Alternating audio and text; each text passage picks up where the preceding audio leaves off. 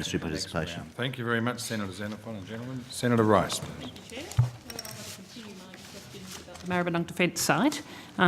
So starting with which areas are proposed to be put up for sale and which before remediation, and which areas the department's going to remediate before it sells. The department has remediated the site which was occupied by Defence Science and Technology Group. And I will ask Mr Grishkowiak to expand further on that, but that is the part of the site which Defence will remediate. Yes, so the remediation that we are planning on undertaking is for that part of the site used by the now Defence Science and Technology Group. That part of the site is on the south. So the two maps that I tabled, does it correspond with one of the areas that were on those maps? I don't have a copy of the map in front. It was either the investigation areas or the audit, environmental audit areas. That's right. It's the area that's on the south, slightly on the west side, alongside Cordite Avenue. It's that investigation area there. Sorry, that we'd be decontaminating. So does it correspond to one of your environmental audit areas? Yes, it does. So which one? I don't have that in front of me right now. I think it's area number 6. It's right on the south. No, number 6 is in the northern area. Okay. There's audit area 3, which is in the southwest corner. So, as I understand it, Senator, it's the part closest to the stables, the former stables. No, this is the bit we're talking about here. Oh, I'm sorry, the DSTO site. Sorry, if someone's got a copy of the map that you tabled, I can clarify that for you.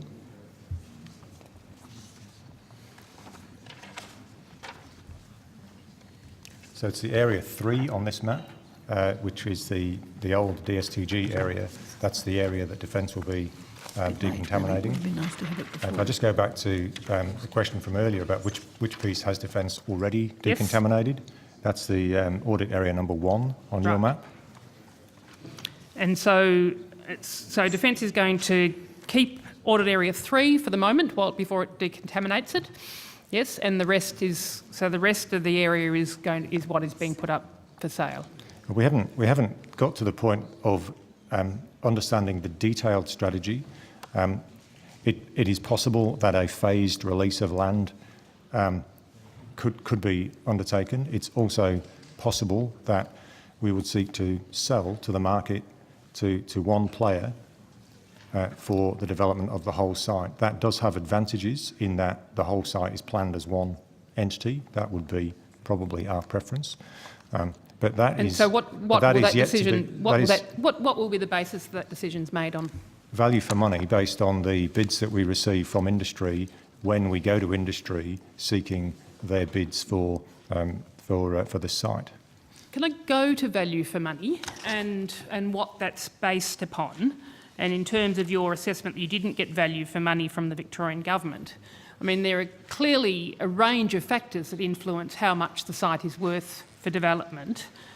Can I just confirm, in terms of your negotiations with the state government, whether these issues were part of those negotiations and will be considered? So, I mean, the level of open space that's going to be on the site? All of the issues that you would normally associate with the planning of a development site will be on the table for the assessment in this case.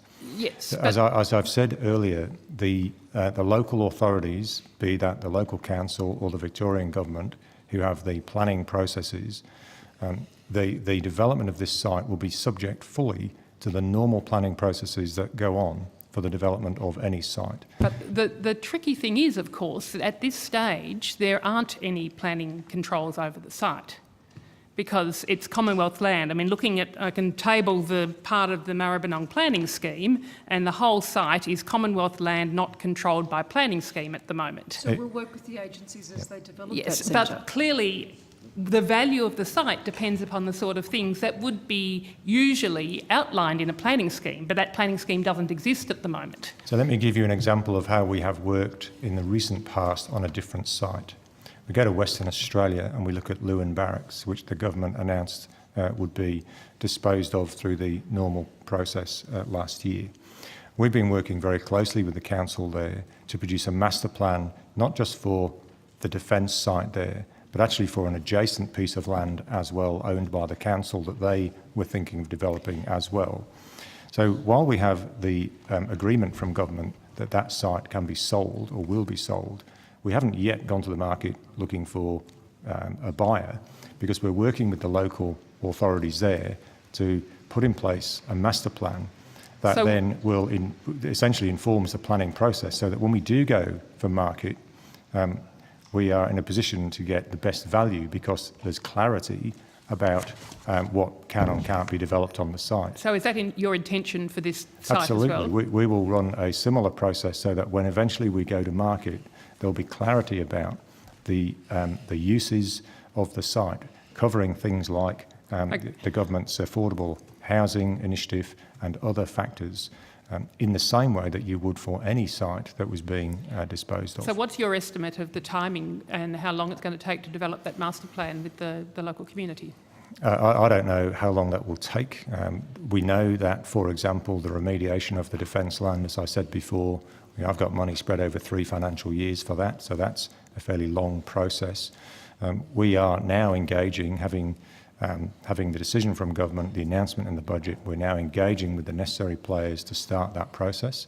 It will take a fair amount of time. So how long? What, about the same, a 3-year process that you're looking at for your I would estimate you'd be in that sort of 2 to 3 years period. But so you're not actually looking at going to market then until after that master planning process is continued, so for at least 3 years? Well, I wouldn't want to say that definitively now. We'll go to market when we've done enough work on both decontamination and planning with the local authorities, so that we have clarity about how the site can be used and developed, because that will be the way that we'll get the best price out of the market. Senator Rice, Defence is not the only agency engaged in this process. The disposal of the land relates directly to the government's housing affordability commitments, which were made clear in the budget context. Also in relation to our smart cities and the role that Assistant Minister Taylor has in that regard, Assistant Minister Sukar in the housing affordability area.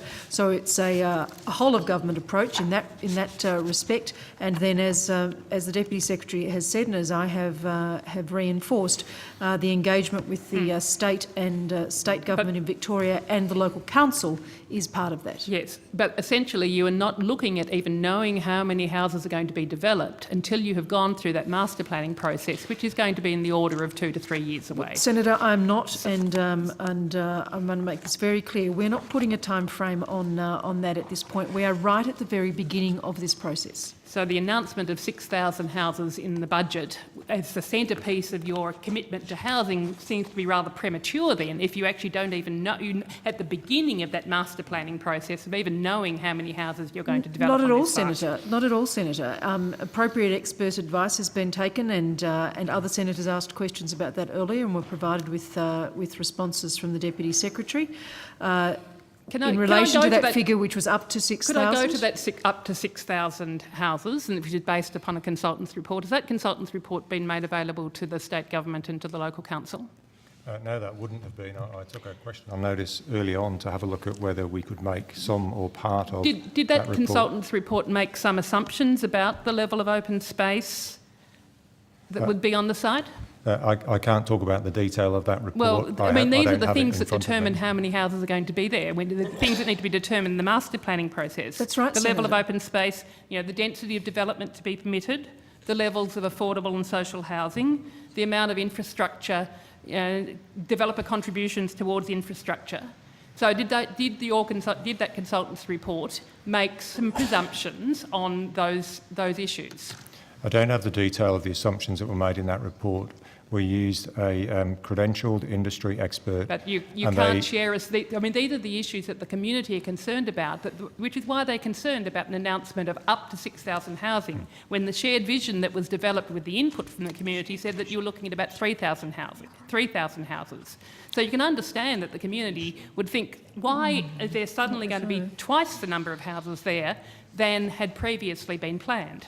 And in the final analysis, the number of houses or properties that are built will depend on the planning schema that is agreed. It sounds like it for the was a site. budget announcement to make it sound like the government was doing something on housing rather than being a real concrete development that was about to take place. Well, There's still Senator, so many you can make that unanswered observation, questions. and I certainly don't expect the Deputy Secretary to comment on it. But in fact, it's a very important initiative from the Commonwealth, and will go with the identification of Commonwealth land on a public register, a number of other steps as well. Could I know I'm going to run out of time, Minister, but It's terrible. the Maribyrnong community have been talking about this site and development of this site for the last 20 years. I mean, it's seen as a mirage. It's the Maribyrnong Defence Site mirage, but it's always just on the horizon, doesn't take place. And I can't see that we are really much further down the track than what we were, 3 years ago.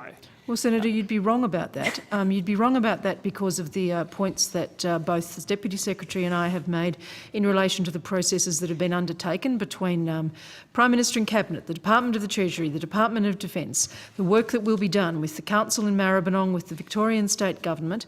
All of that, I am sure you would insist needs to be in place, and we will be pursuing that. The state government wasn't informed that you were going down this way until the day of the budget, which looks like a budget announcement rather than some concrete Senator, development proposal. Seriously, Senator, we're talking about 3 minutes left. Colleagues, not talk across each Yeah, other. I just wanted to ask one more question about, or a series of questions about the current management of the site, and in terms of the management in that site of weed management and access to the site by the local community. So the site is it's still a restricted area. It's fenced. It has access control people and security patrols on it. We do undertake management of the lands, particularly slashing of grass, for example, in and around fire seasons. We have facilitated access to the site for a number of groups, in particular the Friends of Sandy group, because they're very interested in the erection of a memorial to Sandy, and Yes. we certainly want that to happen as part of the schema. Could I table a photo? I was actually there, travelled along the Maribyrnong River on the Blackbird with Peter Somerville just over the weekend, and he pointed out to me, and I'll table a photo that I took then of the level of infestation of thistles, and I didn't get a photo, but similarly the level of prickly pear that was on the site. They were very concerned about the weed management of the site and wanted me to ask about what Defence was going to do in terms of managing that weed infestation. Yeah, I'll take that on notice and have a look at the photograph. And Okay. And the other point was that they were also asking for access to the riverside in order to begin revegetation works, and could not understand why that was not being permitted. This is an area of the site along the riverbank which has not been contaminated, and no one has never had development on it. They would very much like access to it to be able to begin revegetation, which you would think would be in the interests of increasing the value of the site. and that may well be. It may also be a difficulty if it's inside the perimeter fence that exists at the moment, simply from a health and safety perspective. No, I think it's actually between the river and the perimeter fence, and that they were not being given access to that site. So I'll be happy to look into that and see what's possible, but I can make no promise that that could be done. And finally, in terms of the management of the site, the community's great desire is to have at least a 50-metre stretch along the river to be revegetated, and I wanted to know whether on the current planning for the site that at least that 50 metres along the river edge was an absolutely non-negotiable part of the development of the site. Now, that will depend on the local authorities' view of the planning for the site. Very good. Thank you. And that's a great spot to suspend.